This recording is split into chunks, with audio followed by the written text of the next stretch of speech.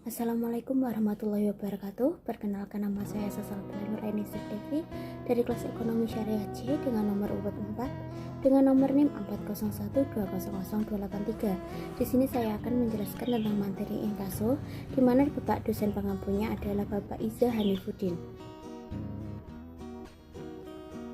Untuk materi pokok yang saya akan sampaikan, yang pertama adalah pengertian inkaso, yang kedua adalah warkat inkaso, yang ketiga macam-macam inkaso, yang keempat jenis inkaso, yang kelima biaya inkaso, yang keenam mekanisme inkaso, yang ketujuh manfaat dan keuntungan inkaso, dan yang terakhir adalah kekurangan inkaso.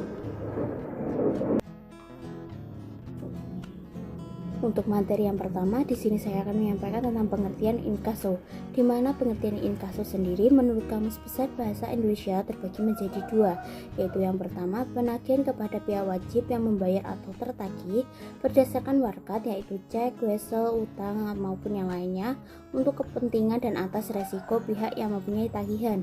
Yang kedua, upah bagi pemungut uang. Untuk selanjutnya, pengertian menurut ahli. Di sini saya mengambil dari Bapak Lukman Dendawijaya 2001, di mana ia menyebutkan inkaso adalah salah satu jasa yang diberikan oleh bank atas permintaan nasabah untuk melakukan penagihan pembayaran atas dokumen atau surat berharga kepada pihak ketiga di lokasi atau cabang bank yang bersangkutan atau bahkan kepada bank yang lain. Untuk inkaso menurut Otoritas Jasa Keuangan adalah penagihan cek, surat atau lainnya yang termasuk dalam askep ataupun obligasi kepada penerbit surat berharga serta menerima pembayaran dari bank pembayar. Jadi di sini dapat disimpulkan, inkaso adalah suatu kegiatan penagihan suatu cek atau surat hutang yang lainnya kepada pihak bank yang diberikan amanat oleh pihak pertama, kemudian pihak bank akan membayar sejumlah uang yang tertera dalam dokumen tersebut. Untuk yang kedua, warkat inkaso, di mana di sini warkat inkaso yang dapat diinkasokan terdiri dari dua, yaitu warkat inkaso tanpa lampiran, yang berarti warkat inkaso yang tidak dilampiri dengan dokumen-dokumen apapun seperti cek, bil dan giro, wesel ataupun surat berharga lainnya. Yang kedua yaitu warkat inkaso dengan lampiran, di mana pengertiannya adalah warkat inkaso yang dilampirkan dengan dokumen-dokumen lainnya seperti kwitansi, faktur, polis, asuransi, dan dokumen-dokumen penting lainnya.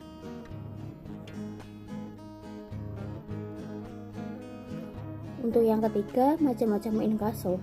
Di sini inkaso dapat dibedakan menjadi dua, yaitu inkaso melalui bank lain, di mana pengertiannya adalah inkaso yang dilaksanakan terhadap pihak ketiga maupun nasabah dari pihak lain. Yang kedua adalah inkaso melalui cabang sendiri, di mana pengertiannya adalah inkaso yang dilakukan melalui cabang bank sendiri untuk pihak ketiga di luar kota pada kantor cabang bank sendiri. Yang keempat, jenis inkaso. Berdasarkan inkasonya di sini terjadi dua, yaitu inkaso keluar dan inkaso masuk. Yang pertama adalah inkaso keluar, di mana inkaso keluar adalah inkaso atas instruksi nasabah agar dapat melakukan penagihan pihak ketiga melalui cabang sendiri maupun cabang yang ada di luar kota. Inkaso yang ditagih akan dikirim ke rekening pemberi amanat di bank pemrakarsa setelah dana dicairkan.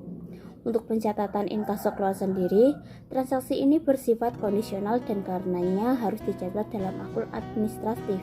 Artinya, bank akan membayar sejumlah uang kepada penerbit, dalam hal ini pelanggan. Jika hasil inkaso dinyatakan berhasil, dengan demikian akun administratif akan muncul di sebelah kredit.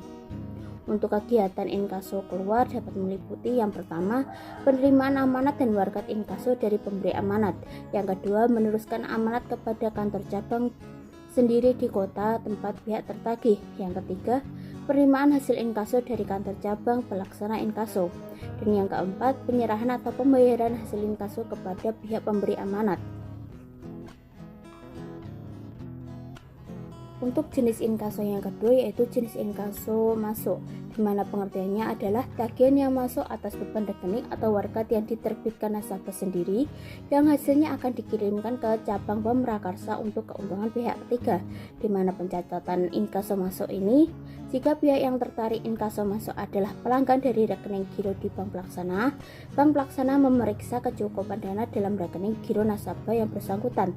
Jika ternyata dana cukup, bank pelaksana mentransfer buku dari rekening giro nasabah ke rekening antar cabang.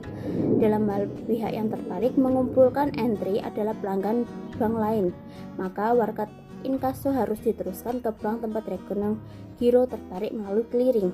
Kemudian ada kegiatan-kegiatan inkaso yang meliputi, yaitu yang pertama, penerimaan tagihan masuk dari cabang sendiri ada kota lain. Yang kedua, pelaksanaan atau realisasi penagihan. Dan yang ketiga, pengiriman informasi mengenai hasil inkaso pada kantor cabang pemprakarsa. Yang kelima, biaya inkaso. Dalam pelaksanaan transaksi inkaso, terdapat biaya yang harus dikeluarkan, yaitu yang pertama untuk inkaso keluar atau warkat dari bank lain sejumlah 7.500 dan inkaso masuk pada warkat BTN contohnya yaitu 5.000, dan jika biaya inkaso rupiah dalam 10.000 kurang lebih akan membayar biaya koresponden. Untuk yang selanjutnya adalah mekanisme dari inkaso sendiri, di mana yang pertama di sini saya akan menjelaskan tentang mekanisme teller kepada inkaso atau penyetor inkaso, di mana pada saat nasabah datang, teller akan menerima slip permintaan inkaso lengkap dengan warkatnya. Selanjutnya, bank akan melakukan pemeriksaan kelayakan warkat yang diterima dan memproses pencocokan kebenaran pengisian slip permintaan inkaso yang terdiri dari satu, nomor warkat, yang kedua tanggal jatuh tempo warkat, yang ketiga nama kota tujuan inkaso, yang keempat nominal, yang kelima adalah tujuan pengkreditan hasil inkaso, dan yang terakhir adalah tanda tangan penyetor. Setelah dinyatakan cocok dan sesuai data-data tersebut, pada lembar warkat hasil permintaan inkaso akan diberikan stempel teller dan stempel kas keliling. Kemudian lembar salinan akan diberikan oleh pihak nasabah kepada penyetor. Teller akan menyampaikan pada penyetor bahwa ada waktu kurang lebih 3 hari setelah tanggal efektif untuk menghubungi pihak bank yang menyampaikan hasil inkaso. Untuk yang selanjutnya adalah mekanisme inkaso oleh nasabah itu sendiri, di mana mekanisme yang kedua setelah dilakukan pencocokan data oleh petugas teller, maka nasabah akan mengajukan hasil inkaso dan mengambil box teller dalam main vault atau berkas utama. Setelah menghitung uang yang ada, akan dilakukan pencocokan saldo.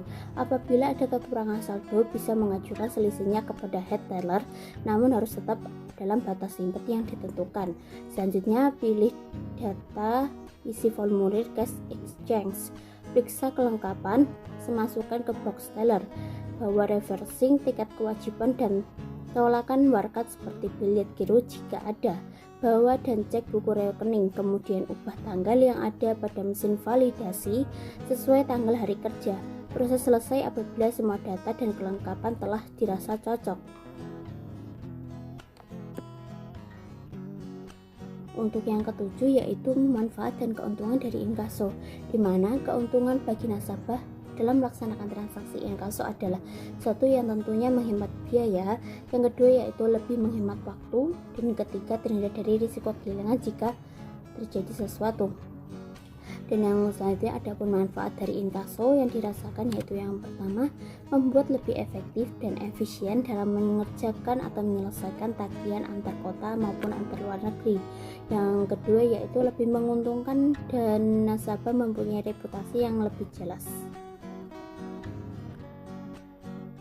Untuk yang selanjutnya adalah kelemahan ataupun kekurangan dari inkaso, di mana yang pertama, program penjaminan yang dilakukan oleh LPS adalah hanya berupa simpanan, yaitu giro, deposito, sertifikat deposito. Dalam penjelasan Undang-Undang LPS dinyatakan bahwa transfer masuk dan transfer keluar serta inkaso tidak termasuk dalam lingkup yang dijamin karena bukan termasuk simpanan. Untuk yang kedua, sejak beroperasinya LPS, banyak pihak khususnya kalangan Perbankan hanya melihat satu sisi dari fungsi LPS. Pada umumnya, LPS hanya dipersepsikan sebagai lembaga penjamin simpanan dengan cara memungut premi dan mengeluarkan tingkat suku bunga penjamin atau SBP. Sekian presentasi yang dapat saya sampaikan. Apabila ada kurang dalam materinya dan kurang dalam penyampaiannya, saya minta maaf yang sebesar-besarnya. Akhirul kalam, bila taufiq wal hidayah, waridha wa inayah. Wassalamualaikum warahmatullahi wabarakatuh.